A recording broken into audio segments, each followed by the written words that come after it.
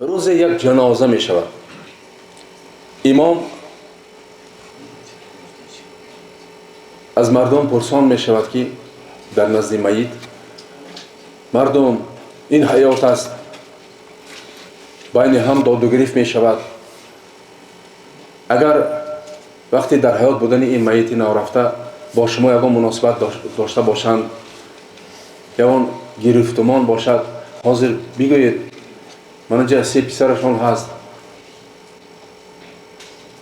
بعد یکی از جوان مردا برآمده میگه در حقیقت ما هر دویمان دوستی داشتیم، این کس از من $10,000 قرضدار بودند.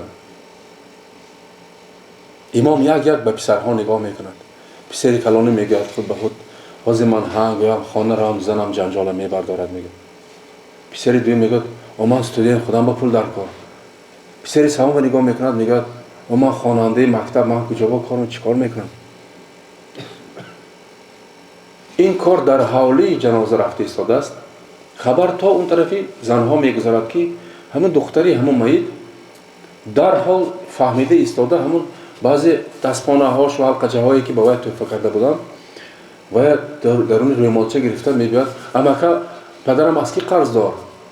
از من میگن که انا اینا گرفته ایستید، من 1 سال 2 سال شما خدمت کردم، حتما پولتون میرسونم امکه. راضی شوید بوده. بعد میدونید این جوان مرد چی میگه؟ ای مردم، ما دوستای جانی بودیم، من قرضدار بودم $10,000 و این لحظه خواستم و فرزند حقیقی، فرزند ارزنده همین دوستم همین پول داده باشم. مبارک باشد دخترم، این مهرت و دختر تعلیم میکنم. سلام داشتم.